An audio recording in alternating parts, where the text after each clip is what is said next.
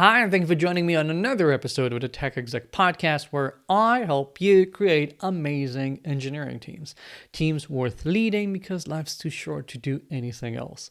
As always, I'm Aviv Ben-Yosef, coach and consultant to tech execs, and today we're continuing on installment number 5 of my Essential Traits series, where we talk about the 8 different traits I have my clients self-assess whenever we start working together.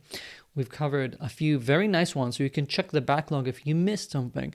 But today, we're moving on to coaching. As with any of the skills we're talking about, the important thing here is to start with why is it this critical? If I can only choose 8 traits and use those to get a very quick lay of the land and realize who I'm dealing with, why did I put coaching here? I think that if you've been following me for a while, you know how many times I repeat the fact that coaching is one of the most important skills any leader, any manager should have. Because your role essentially is no longer the production of the specific feature of the product you're working on.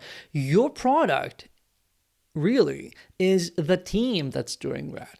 And therefore, I assess your success, your skills as a leader with being able to create that organization, an organization that's good. You have to make it be. You have to help it get there. And even if you've got a good team, how are you making it even better? That's what coaching is for. We help our people improve. By the way, especially given the fact that most companies right now are not really growing that fast.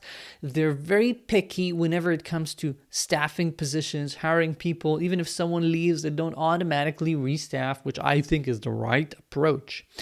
Given all that, it means that the team you've got is probably more or less the team that you're going to have a year from today, right? And now we're thinking, I'm going to have the same X people. Will I be delivering at the same rate a year from today? Some people, when I ask them that, you know what they think? Oh my God, we're going to even be worse because we're going to have more code. We're going to have more maintenance going on. We're actually going to be delivering even less if my team remains about constant. I'm saying no. The opposite should be the case if you are a good enough coach. Because if you're coaching people like, investment, hopefully what you're going to see is that with time, the same people you have, my initial capital that I put in and start investing in actually grows, actually becomes better. Your people become better. And therefore, even that same team of X people will be able to provide even more value to the company because they have gotten better. That's the holy grail of leadership. That's what we're aiming for. Now, the question is, are you capable of doing that? I really recommend having a coach. Now, I know I'm biased, but I have seen the results this has had on myself. And therefore, I really appreciate the ability of having a good coach. And I think that any real leader would benefit from having coaching, even if it's not all the time, even if it's just from time to time, it will make you better. So if you're looking for a coach, my email's in the show notes, reach out to me. But either way, I think that once you see real coaching and you see how good prodding and some good tools can help you improve, you will then be able to be a better coach yourself. However, even if you've never been coached or you don't have the ability to be coached right now, that does not mean that you're doomed to be a lousy coach yourself. It just means that you're going to have to put in a bit more effort and learn how to do this, just like you learned any other skill in the past. If you learn and invest in how you approach coaching, you're going to see the benefits. It has amazing ROI when it comes to how your team grows. Lucky for you, I already have a short ebook that's available for free, which is called the Impact Coaching Framework. It's about a very simple and plain framework to start coaching ICs and managers in your startup to help them improve and start seeing regular improvements in their skills every 2 months or so. Just think about that compounding that's going to have and how to install that across the ranks in your organization. So you start with the people reporting to you and then the people reporting to them, etc., etc. It's a very simple approach and you can actually get it. The link would be in the show notes for this episode.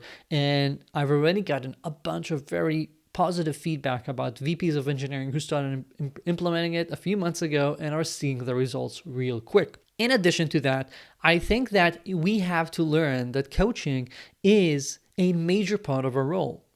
Therefore, you have to make time for it. If right now your coaching is just the one-on-ones that you have with your people, and your one-on-ones are essentially just syncs. You're asking them about this task, that thing, what's going on with that. There's usually not any real coaching going on.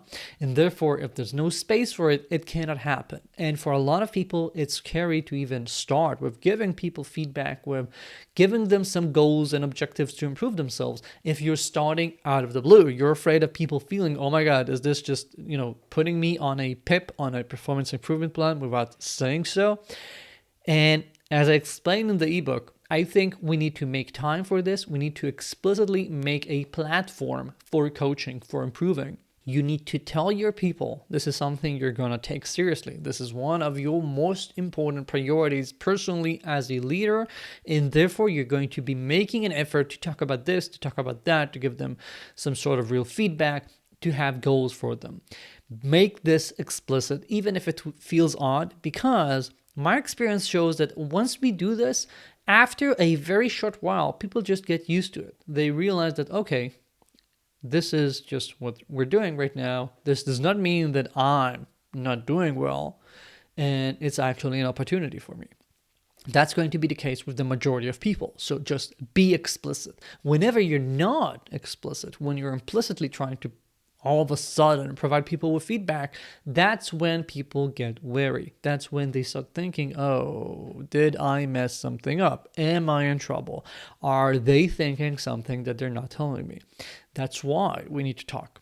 And once you do that, once you create the space, once you start allocating your time of your one-on-ones, so it's not just the things, but also let's talk about how you're progressing, your issues, things we want to focus on. When we start implementing the impact coaching framework, we're going to see rapid improvement in how people grow. I don't think that there's a need to go too much into this, because I think that I've got a bunch of materials about coaching in my articles and my videos and in my books.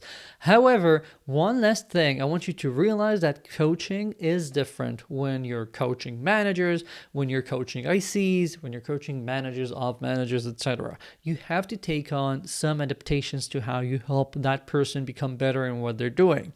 So even as you grow and the organization around you grows, you still have to become a better coach, or learn, adapt your coaching. That's natural. That's fine. If you find coaching has gotten harder recently, that doesn't necessarily mean you've gotten worse or something. It just means that you need to readapt yourself. And I've seen this happen a lot of times, and that's perfectly fine as long as you don't just give up, but you realize that you need to be doing something differently. And if you need help with that, again, I'm here, email, show notes. That's it for this week. Thank you for joining me. Next, we're going to continue, but till then, you should check out my free online newsletter, the best newsletter for tech execs worldwide, where you can get the podcast, another video, an article, and a bunch of nice stuff every week. The link is in the show notes as well. See you next week. Ciao.